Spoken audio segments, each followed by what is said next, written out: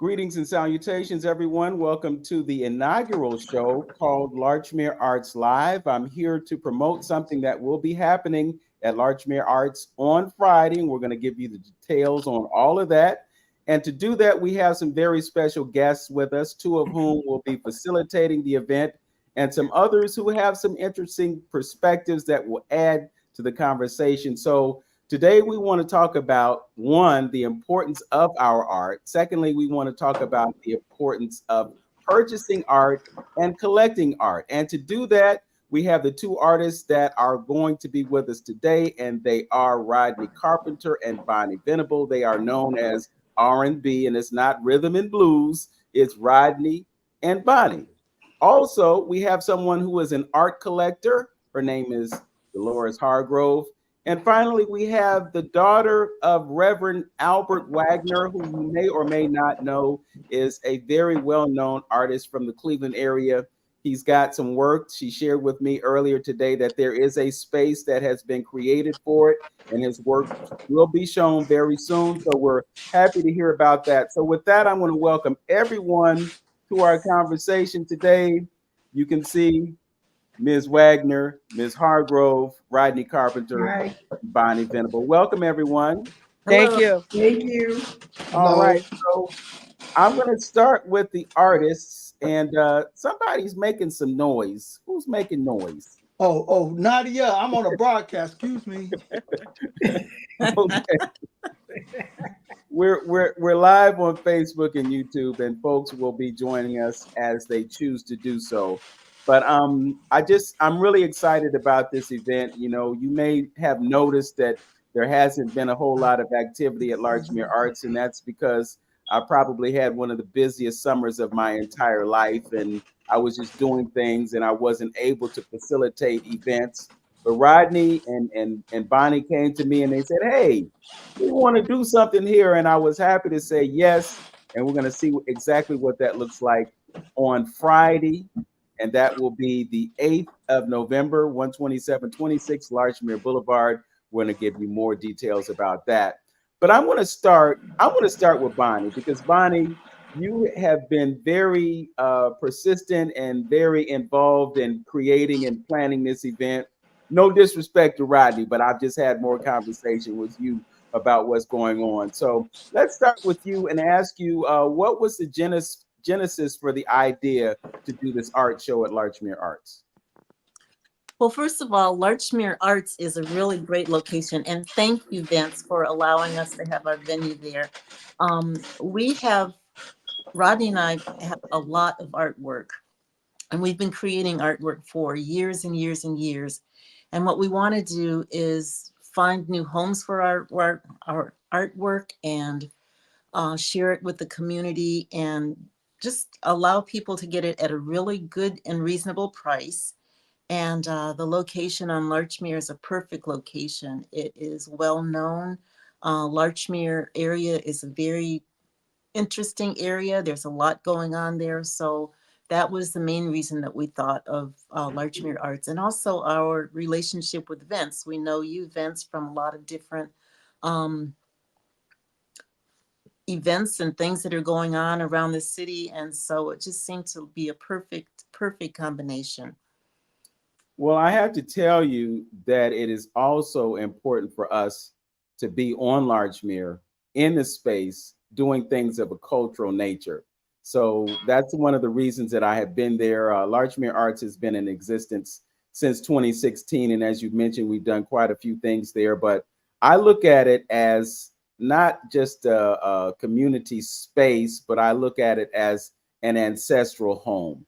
And thanks to the things that have happened and things that are connected to our ancestors, we are there, we're thriving. And one of the missions that we have at Larchmere Arts is to bring art to the community. And that's exactly what you will be doing when you set up your artwork at Larchmere Arts. So Rodney, tell us what you're looking forward to in terms of this event and some of the things that you'll be sharing. Sharing my art with the community.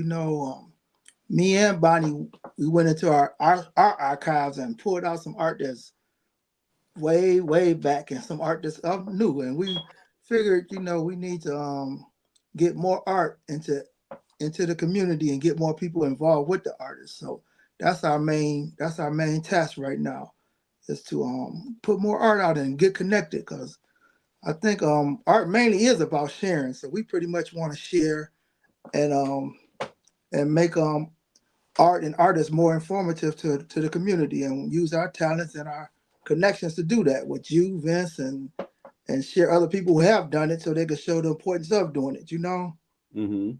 Okay. So I want to welcome both of you to talk about your art practice. Rodney, I know you've been at it for a while. I had the pleasure of interviewing Bonnie for the show Open Door with Vince Robinson on 95.9 FM, and learned quite a bit about her in terms of the art that she's been doing. Talk to us about your art practice, what kinds of art you're engaged in, what media you work with, so that people can get an idea of exactly what you're bringing. I think me, pretty much, I do who I am in my art and share what I'm enjoy about my being me and being who I am. So a lot of my art has the history of the African American community. Sometimes I just do art for beauty, so I do different subject matters, but most of my art is Black subject matter, history, famous people, um, a lot of accomplishments that's been made in our community. I guess it's pretty much just me being proud of who I am, and trying to share it with the community. So I mainly work in acrylic, so I can kind of go back and forth and change things and fix things. And if anybody's been following me, they'll notice like my style has changed in a couple of years. I was very subject. My subjects was very photogenic like and stuff, and now they're a little looser and a lot more expressive of the process of what's going on, and trying to connect it to the process that I'm trying to show, the joy or the feelings of the project the subject that I'm working on when I do my art. um, I don't know if I got an example. You can't see it, but pretty much, like I said, I pretty much do art about myself, and the pride of my pride in being who I am, and the pride of all the people that's like me, and the importance of us in this world. Well, when you talk about being who you are and being an artist, a central theme that we are encountering these days is narrative. So when you talk about depicting Black life, you can show it in a positive light or you can show it in a negative light. I'll direct this question to you, Bonnie. How important is it for you to provide a positive narrative on Black life? It's extremely important. I'm thinking about that question. I tend to really focus on the beauty that's all around me, and the joy, and the what I consider a gift that God has given us just to be living in this world right now. My subject matters are often about friends who get together, or um, the children, parent and child relationships, that type of thing. I think that the difference in my work and Rodney's work, Rodney seems to do things like in layers. He'll have the present, relationships between people, and also in the background, he may have a mask, or different events that have influenced our community in general. And he has two really strong styles. It's easier for me to talk about other people's art than it is about mine for some reason. Um, but it seems like he has two major styles. One is, I call it the Rockwell. It's the Rockwell style. It's very specific and very representational. And then he has the Picasso style, which I guess would be rock. That is more abstract and interpretive.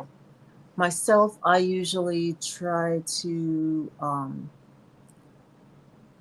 try to find the essence of the beauty of a person, maybe the way they hold their head or look in their eye, or something that they really appreciate. So I think that's the main difference in my art, is that I try to like focus on something that is essential about my subject matter and then bring it out, whether it's a person, whether it is, like a scene, landscape, anything. I try to just bring a little bit of interpretation into the representational piece of art that I'm working on. Okay, here is just a view of the event that we're doing at Larchmere Arts. So I just wanted to make sure that everybody is aware of it. We will be there at what, 6 o'clock on Friday, Bonnie? That's right. We'll be there. And everybody should come in and just kind of unwind and chill and relax from this coming week, which is going to be very, very busy and very intense. So we're hoping to see everybody there on Friday, or as many people who would like to join us. Yeah, I think folks are going to need to take a breath from all the beating up that we've been getting in the past couple of months. If you're like me, you get tired of seeing the political ads. Once you've seen one, you've seen them all. So it'll just be time to think about something of a positive nature as opposed to the polarization and the division that we have. And one thing that I've learned about art is that it has the ability to bring folks together. So we're just going to talk about art. We're going to look at some good art. I'm going to play a little bit. If I could twist Deloris's arm, because she told me she plays music as well, but she said if she comes, she's coming to listen. But I know that she's a very gifted and talented person. And I also know that she is an art collector. So why don't you unmute your microphone, Deloris, Okay. and let's talk to you about the importance of being an art collector. Why is it important to you to purchase art in the manner that you've been doing it? Well, first, why is it important? Number one, I think we need to support artists that we know. I think that's very important, because if they don't have the support of friends and community, they won't survive. And I would hate to see that happen. So first of all, we need to be supportive of artists, and we're lucky in Cleveland that there's so many artists for us, a lot of Black artists in the city of Cleveland. And we also, when we are collecting art, need to collect things we like. And I think art is something that you may not have an appreciation for at one point in your life, but over time, as you get into it, you will develop more of an appreciation for it and want to at least be supportive of it and want to enjoy it yourself.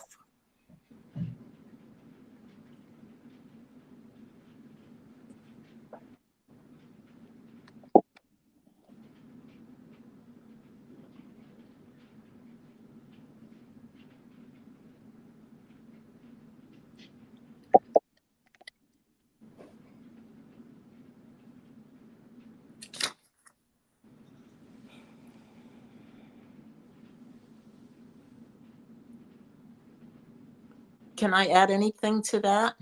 What? You had mentioned that it's really important to be supportive of the artist. Yes. And that is so very, very much appreciated by the artist. I mean, just knowing that someone likes your work, it makes you feel good when you walk in the room or you visit someone and you see some of their art. So that's a tremendous, tremendously appreciated. And it does mean we're going to like everything we see, but there are things that I think will catch our eye and we'll think, oh, well, that's fascinating or that's interesting. And like I said, if you collect things that you like, I think that's most a starting point and an essence point. There's some people obviously who collect for other reasons, but I think that is the starting point for finding what you like and what appeals to you. Yeah. And I know for myself, I do find that over the years, my taste has changed. I may have purchased something 30 or 40 years ago, and it may not, you get to a point where it may not speak to me the same, but that doesn't mean I still don't like it. But it's part of it also is because I've seen more and I've come to appreciate more art. And so I've formed relationships with other pieces that I say, okay, I want to now display this one because I really like it and it may speak to me a little bit better. So I have to ask, in light of the fact that you've been so prolific in terms of your collection, who are some of the artists that you have in your collection? Oh, I don't think I have any grand artists in my collection. When I first really started collecting, I happened to see a poster in someone's home. And I asked them where they obtained the poster because I really liked it. And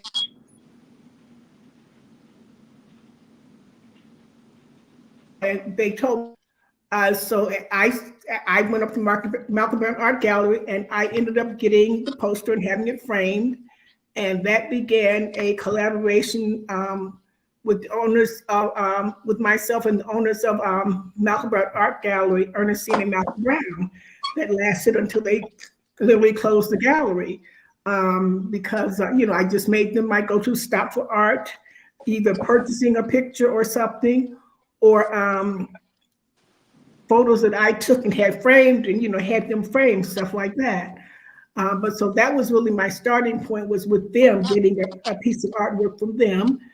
And I bought, over the years, I bought posters from them. I actually bought one of his Malcolm Brown's watercolors. They've had, over the years, they had various artists come into the studio, which is one time, bringing Black artists to Cleveland. So I would go up there for some of those shows. And after I got to, so that was really, I went, like I said, I frequented them until they really closed. But then after I got to know Ed Parker and Snickerfritz, I collected some works from some of the artists that I met through Snickerfritz, Steve Ramsey, Larry Tinsley, Rodney, Bonnie. So like I said, I do try to support artists that I know, and even new artists that may come into Cleveland if they have something that speaks to me. And most times it doesn't have to be unaffordable. You can find things that are very, very affordable. But like I said, if a piece speaks to me, I do try to, to purchase it. And as Rodney knows, if someone close to me sees a piece of mine that they like, I will tend to give it to them. I've done that with several pieces. And I have a photograph that's hanging in my foyer right now that I'm thinking of giving to someone because she's been after that. She's wanted that piece for years and I never gave it up. So I'm thinking that I'll probably give that to her. Well, let's hope that she watches this broadcast. So that, she may have a piece of artwork coming up. I want to amplify a couple of names that you mentioned. You mentioned Ernestine and Malcolm Brown. Yes. And you also mentioned Ed Parker. And I cannot overstate the importance of all of them in terms of what they have done in terms of a footprint of art in Cleveland. The Brown Gallery was, I think, probably one of the first of its kind and maybe one of the most prestigious in the entire country. One of the most significant galleries in the country. And I think it's also great that their daughter is carrying forth the legacy, as she is the chief cultural strategist for arts and culture in Cleveland, Ohio. It is a position within the administration of the city of Cleveland, and it's unprecedented. And we're very hopeful that she will be able to continue beyond the term of Mayor Bibb.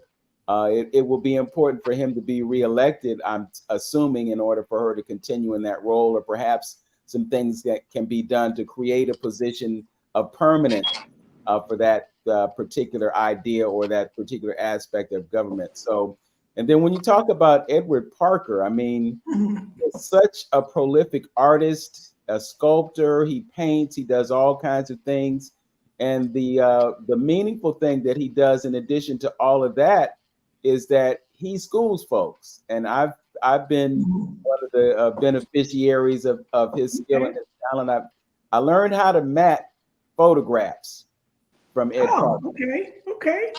I bought the mat machine, and then I started buying pre-cut mats, but because it's a very labor-intensive thing, and I'm sure Rodney will attest to that. I met Rodney through knowing Ed Parker because Rodney and I ended up being on the Snickerfest board together. Okay, all right. So small community. You know, Yes. there's only 1 degree of separation, I think, these days. You know, we used to talk about 6 degrees, but Cleveland is a very small town, and almost everybody knows everybody. I also want to welcome to our conversation Bonita Wagner Johnson. She is the daughter of the Reverend Albert Wagner, and he was also a very prolific artist and had the eyes of the world upon him. I mentioned earlier in the broadcast that there is a space that will be dedicated to his art on Aspinwall. I'm really happy to hear about that. But Bonita, if you could talk to us about the significance of your father, his art, and the fact that we will be able to perceive that or to receive that in a relatively near future. Well, he was number one. He was a self-taught artist. You know, he didn't know the type of paint he needed, the type of boards, and he began to ask questions. You know, and he was self-taught, and he was called an outside artist. But the one thing about him is that he his museum was called Objects from the Alley, because whatever he could get to paint on, that's what he got. Whether it was brick, steel, glass, boards, whatever he could find. Because when he was a little boy in the South, he said they didn't even have a piece of cardboard to paint on, nothing. So he just made little mud figures. So that's what made him just whatever he could find, he used it. And it was always a story behind everything that he did. Every piece of art, everything was a story behind it about his life. It could be the life of Indians or whoever it was, but it showed about the lives of people, much suffering, Jews and different people, but it was happy moments too. But he painted about the life that he lived and the world around him from a little boy in the South all the way till he got to Cleveland. It was a story behind everything he did. Okay. Talk to us about this new space for his work. Yes, it was given to us last year, I believe about last year. It's on Aspinwall, 156, I believe, about that in Aspinwall. Wonderful, wonderful one-story building. Uh, it just was amazing the way it happened. I just found out from my oldest sister that years ago, my father was looking for a building, and he actually rode up and down Aspinwall, she said. I said, boy, oh boy. And now this building, because the house on Lakefront needs a lot of work that we really can't afford to do. And so she had me to come over one day and told me she was going to dedicate that building to the Wagner Museum. And what a blessing. And then I just found out the other day that but God's been with him all his life. He had no problem with knowing that he was going to, told us that God's going to plant my feet on the four corners of this earth as an artist. And God did just that. Wonderful movie about him. Just one. He always depended on God and put God before him. His faith, his faith was in God and in his work, And I heard the young lady saying about affording work, What people were coming, and one lady said, she said, Reverend Wagner, I really want a piece of your work, but I can't afford it. He said, oh, you can afford it because I give it to you. So he just was a very down to earth man and just a wonderful person. And he was a storyteller. And he told me he was a collector. He brought people to the museum because he was a collector himself. But he told me, he said, I'm a collector of people. I collect people and I keep them in my life, So his art introduced him, to people all over the world, And like you said, that's what art does. It connects people. Right. It And truly I'm just does. very, very humbled to even be still the part of he passed away in '06. And his artist, the planter is still planting. Yes. I had occasion to visit the house on Lakefront a few months ago. I was actually invited by Antonesia. I think her last name is Harris. Yeah. And Antonesia has her own gallery over in the Huff community. But Right.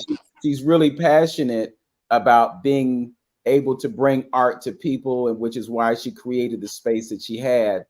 She also talked to me about the relationship that she had with your father. And it was just such a poignant thing for her to share that with me.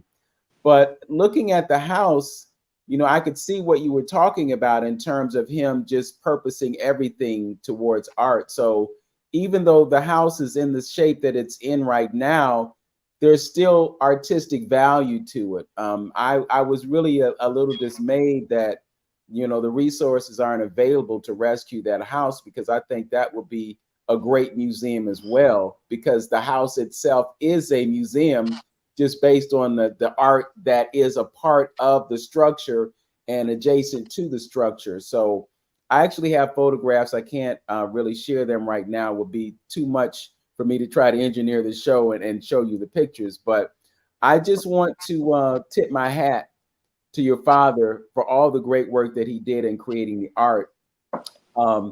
You mentioned the idea of giving artwork away. And I know that, as an artist, and I'm sure Bonnie and Rodney can attest to this, a lot of work goes into creating something. Yes. As a photographer, I can just take a picture and boom, like that. I can see it. I can see whether it's good or bad. I can make adjustments to it with software that don't take very long. I mean, sometimes I'm out in public and I'm holding 2 cameras on each shoulder, and someone will walk up to me and say, "Will you take my picture?" And then they'll hand me a cell phone. Or the other thing is, and I'm telling on myself, but I have to do this. I'll take the picture with my phone instead of taking it with my cameras, because I can take the picture with my phone. If there are issues with it, I can edit the picture right then, and I can send the picture and send it as a text message, and they have it right away. Now, there is a detrimental aspect to that, though, because people take for granted what you've just done. What they don't understand is that when I held that phone up, I knew exactly how to frame that picture. I knew how to eliminate that backlight that we were struggling with earlier, Miss Bonita. We do all those things. We make all those adjustments. So that's when your expertise comes into play. But it's immediate. An artist, you may spend months working on a piece.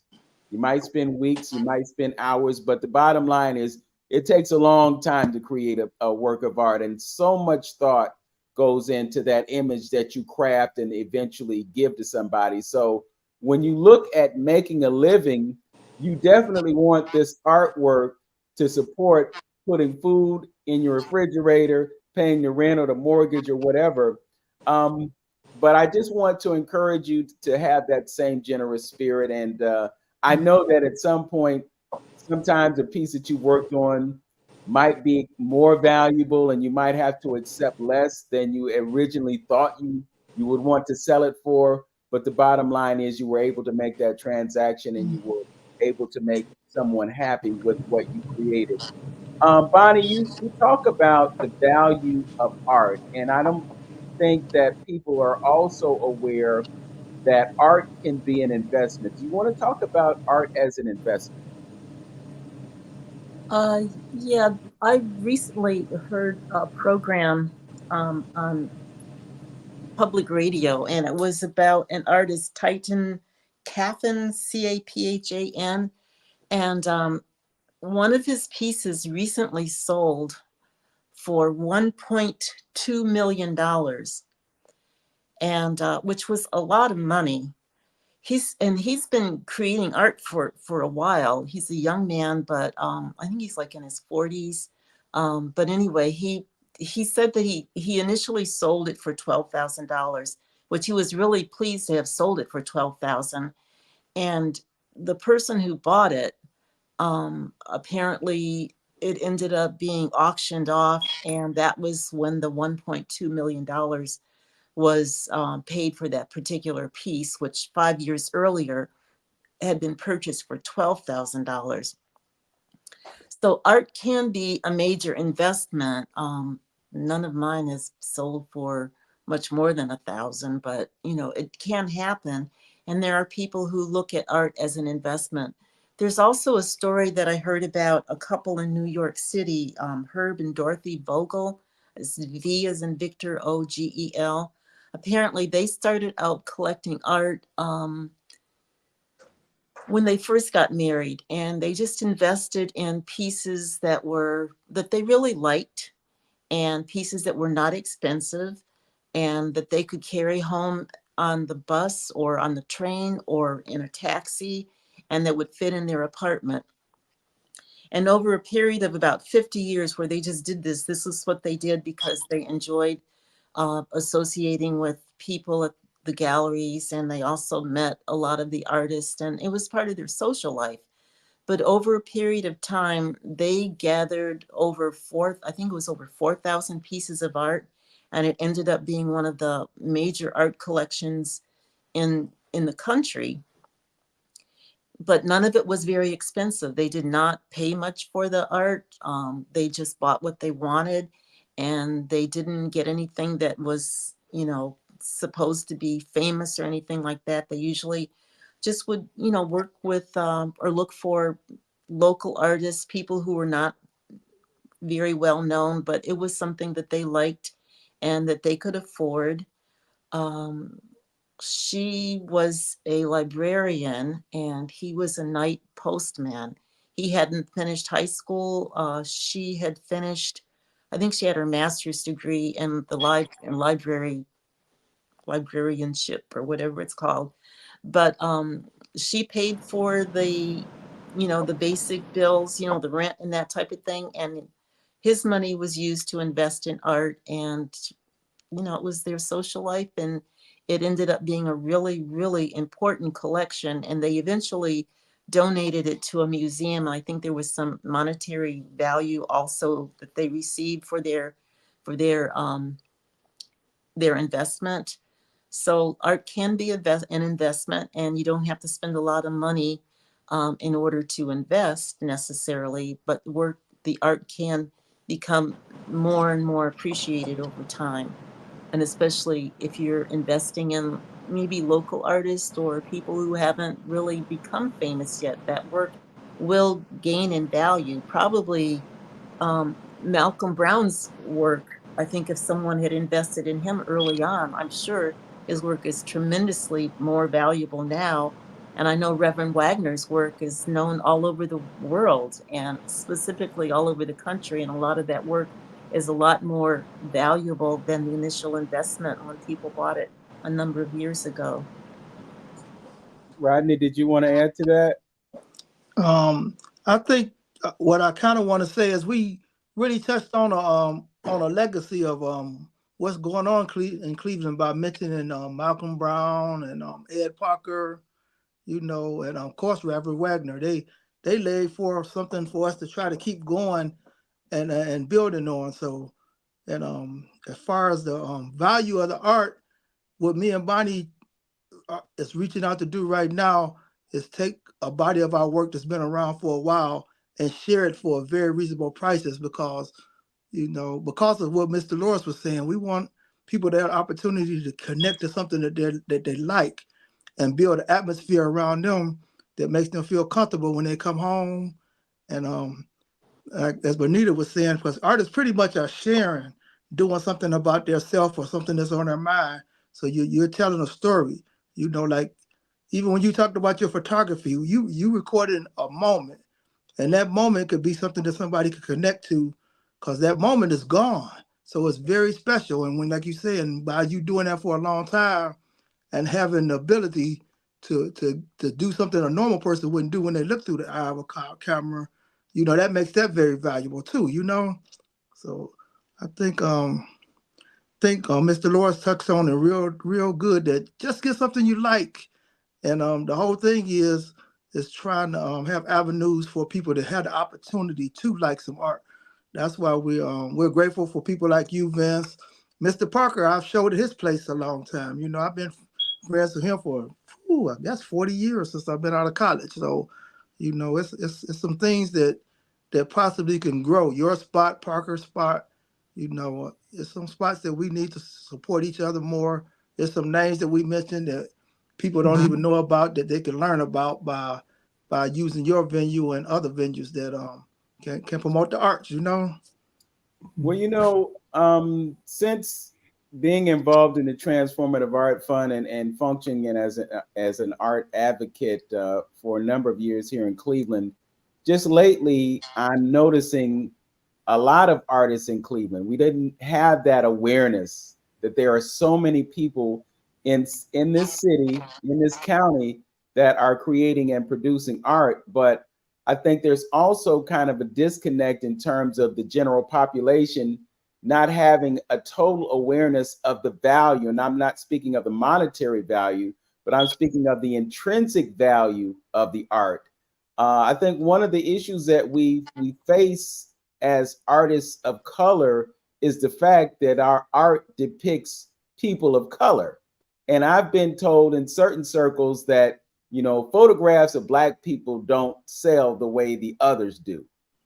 So I'm just wondering from your perspective, how you feel about that idea and why it might be important to you to create art that involves Black people in spite of that. I mean, yeah, exactly what you're saying makes us, makes us visible. We want to be visible, not invisible. So it's important for me to put images of people like me and things that's going on in our lives and share it, and it's important to me because you have a certain kind of person that seeks this, but it's important for us to reach out and let people know the value that can improve their lives just by being involved with art. Art, to me, like all of us probably got a nice little room with art in it that makes us feel good. People don't understand, just like that favorite song you got, So, I got pictures of loved ones in my studio. I got pictures of other artists and all that, it sets the ambiance that makes me really feel good when I come in this area to work. And I think that can improve people's lives if they can learn to connect to each other, find some things to do, to make a spot where they feel comfortable to sit in, and based on them connecting to something that they liked, and meeting other people like them and sharing ideas. And I mean, I think the main thing in art is the imagination, and other people can connect to your imagination. And sometimes they change exactly what I thought I was doing. I'll sit there and talk about a picture, and they'll make me think, wow, that's probably what I should have been meaning when I did that picture. So yeah, it's a good, great way for people to communicate and share ideas, and open doors to share ideas. So, Bonnie, did you want to add to that? I was just noticing that everybody on this podcast, I met because of art. And if I hadn't gotten involved with art, about 20 years ago, there are so many people in my life that I would not know who are really, really important in my life, but I wouldn't, I wouldn't have known them. I go to art shows, to different galleries. I'm from one artist, I meet another artist. I met Dale Good, and through Dale Good, I met Reverend Wagner, and from Reverend Wagner, I met Bonita, and from Bonita, I also met Ed Parker, and just there's so many people in my life now who are in my life all the time, and it's because I became involved with art.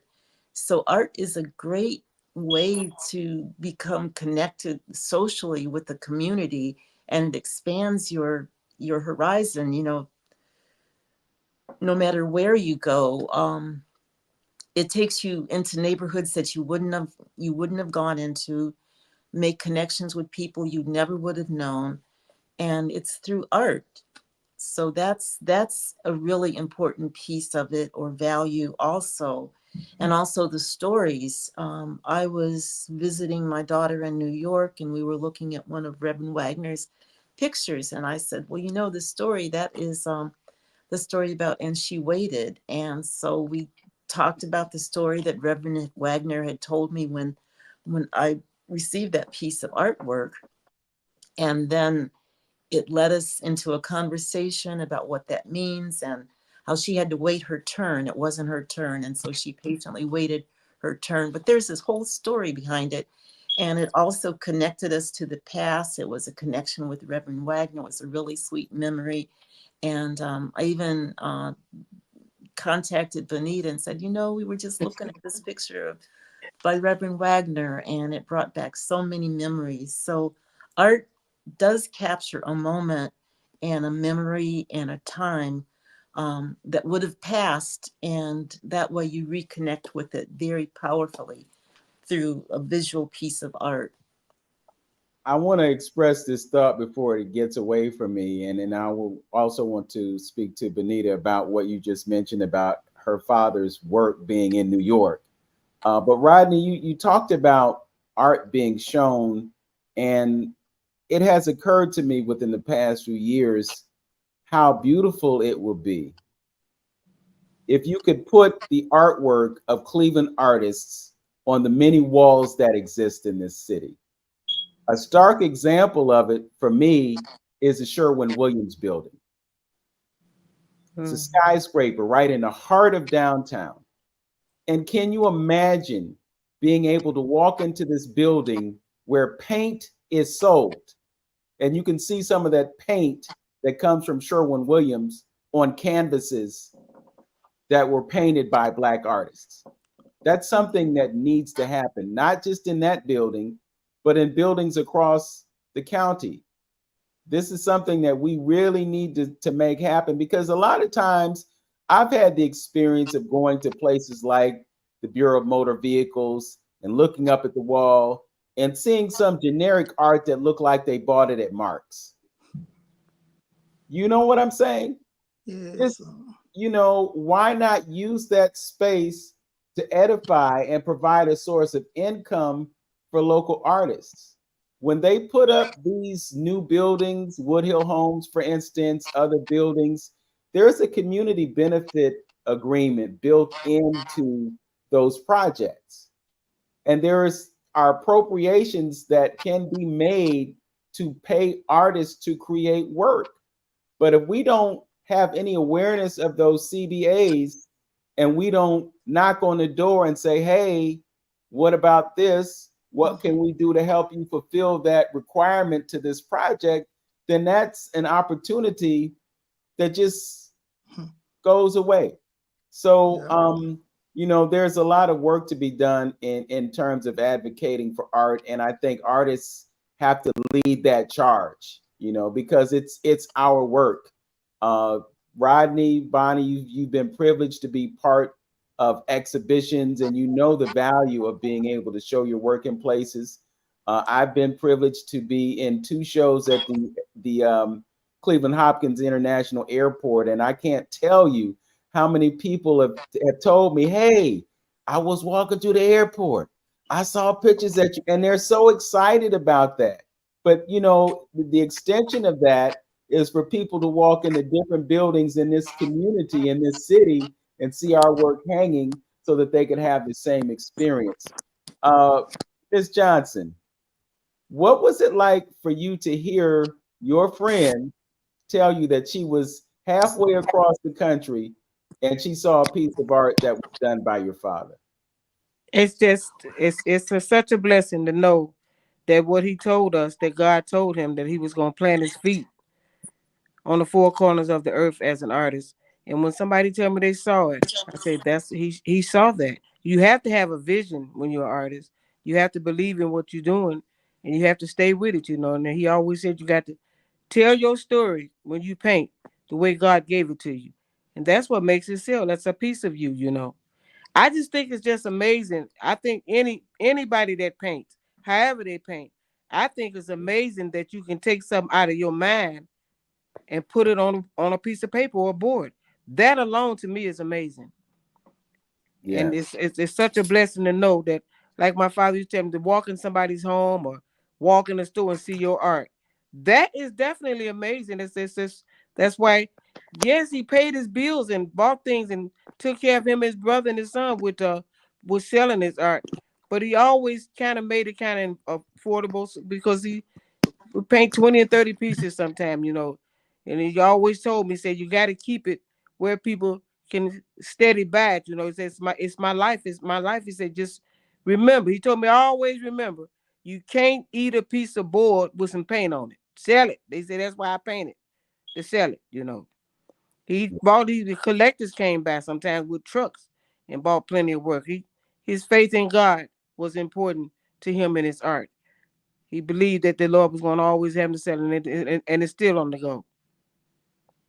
Deloris, I don't want to leave you out of the conversation. I'm curious about how you go about procuring the works of art. And I think you probably touched it in our initial dialogue about it, but I want you to give the people who are watching and listening an idea about how they can do what you do in terms of being an art collector.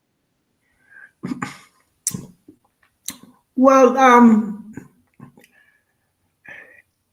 I thought about something and I didn't say it earlier, but one of the shows I watch they can have to watch all the time is Antiques Roadshow. They go around the country and they appraise items.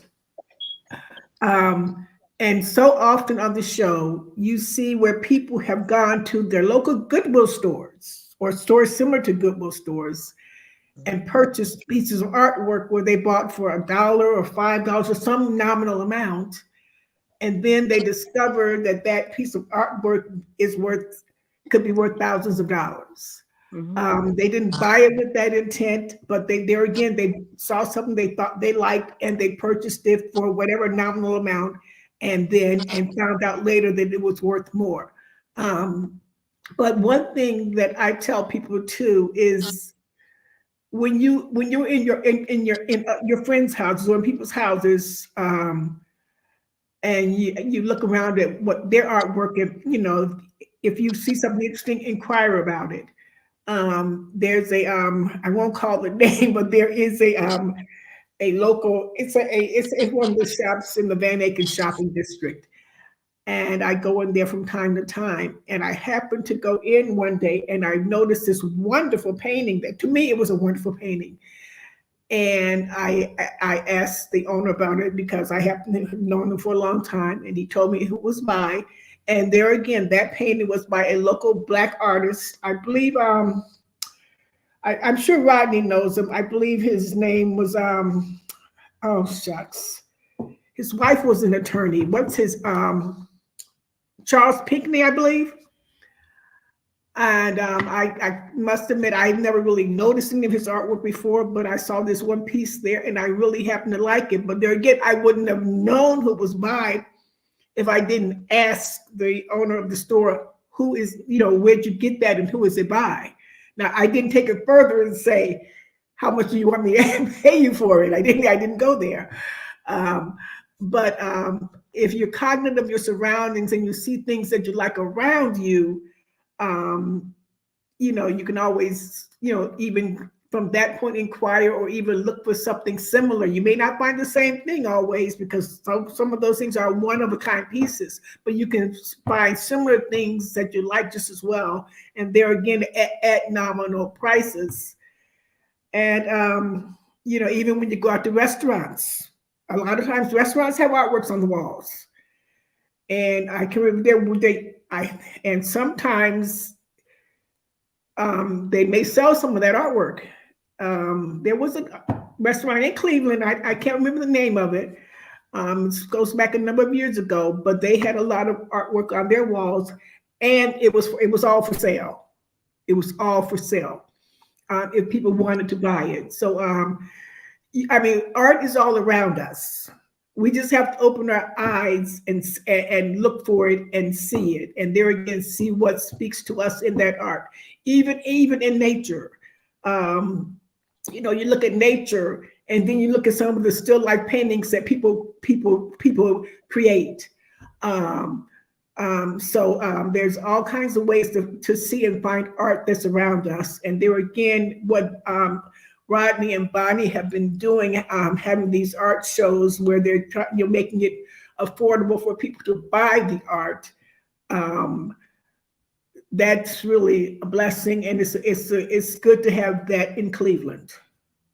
Well, you just gave me an idea to amplify, because it's not a new idea, and I've actually seen it in effect, so to speak. There is a restaurant, I think it's somewhere around 71st, 72nd and Euclid, Vitamin Candy. It's a vegan restaurant that was in the incubator that's known as Glen Village, and the sister, I think her name is Mary Thomas. She relocated to this space, and I went there for lunch one day, and I noticed that there was artwork on the wall, and it was for sale. Mm-hmm. Milwaukee Burst, that's over there on Ansel, I believe. It's the same thing, because a friend of mine who was an artist had her work up there. So you just gave me an idea that I can just put out there, and I think it's a win-win for everyone.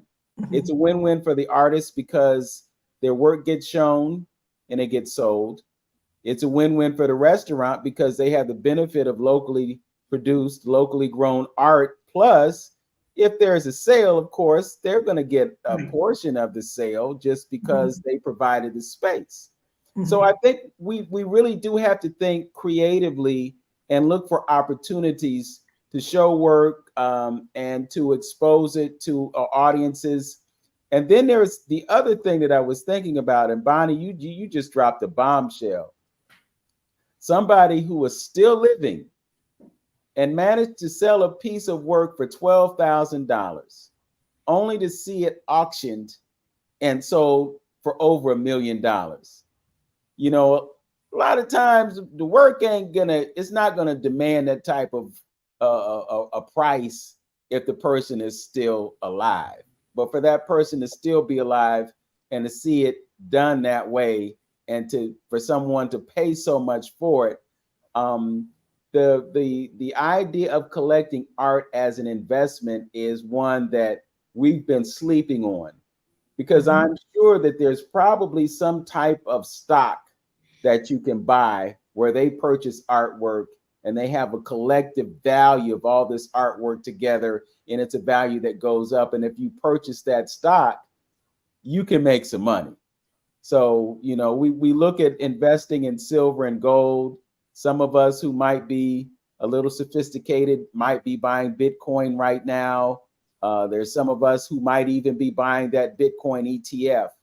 But you can purchase art. And here's the other thing, and I'm glad you brought that up, Ms. Hargrove, because you can find those opportunities at things like estate sales, might be a garage sale or something, might be somebody that doesn't really know what they have in their possession. It was just something that they had, or maybe something that their grandmama gave them or whatever. And yeah, well, grandmama gave it to me, but I ain't feel it anymore, so I'm going to sell it. And then you show up, you purchase it, antiques, roadshow style.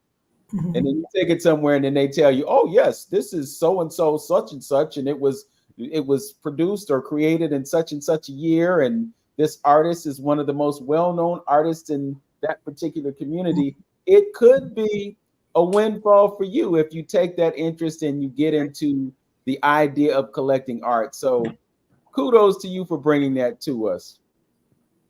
We've been here for about an hour, and I just want to make sure that everybody knows that this Friday, 6 o'clock, Larchmere Arts, 12726 Larchmere Boulevard, we're going to have a evening of a little entertainment, but a lot of art. So I want to welcome everyone to stop by. There's also going to be a reception on the following day. And we've created a window of a month for this particular show. It's very possible that it may last longer than that. So we'll have some conversations about that as well. But the main thing is to create a hub for artists in the Larchmere community, and I definitely want Larchmere Arts to be that. And I want to be in a position to welcome a lot of artists to come in, show their work, and more importantly, sell their work. We have to get past the idea of art galleries being museums. People come in, they look at it. Oh, that's beautiful. Oh, that's nice. But they never ask, well, how much is it? And if you tell them how much it is, they'll say, oh, that's a lot of money. Well, we'll work with you. And I think Rodney hit the nail on the head when he talked about making the artwork affordable. Any closing comments, Bonnie, Rodney, that you want to express about what is going to happen on Friday for the month of November? I think another important thing is people should know it's a difference between original art and print. So you can get a photograph of something that you like, and it's the same image that was original. So it's a lot of ways to make art affordable, so don't get scared. And I think Miss Deloris talked about the first thing she bought was a poster. So a lot of artists make posters of their artwork that you can purchase. And once again, me and Miss Bonnie, we're gonna have some unbelievable sales, so you better show up.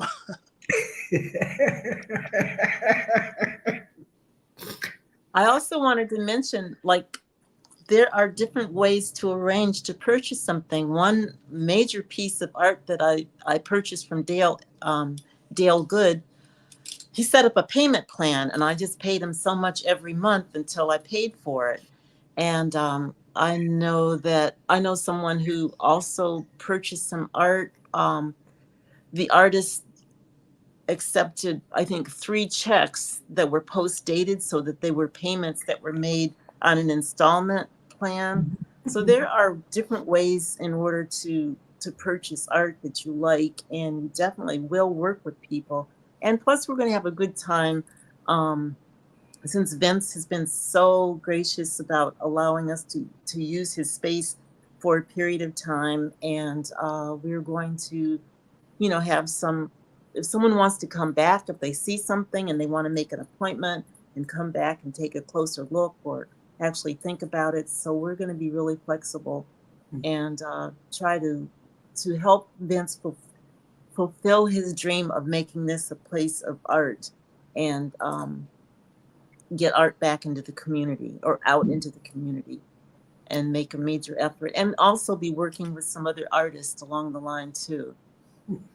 Okay. Well, I want to personally thank you and Rodney for coming forward and even exploring the idea of doing that. I know that you had a similar situation in Willoughby last month, and I heard that you did pretty well with that, and we want to duplicate that and maybe even go a step further. But it's going to require the participation of the folks in our community, and I'm talking about everybody. I'm not just talking about Black folk. I'm talking about everybody. We don't discriminate when it comes to sales. So we want to encourage everyone to come through. And as she just said, you'll be able to make an appointment if you're not able to come on Friday or Saturday.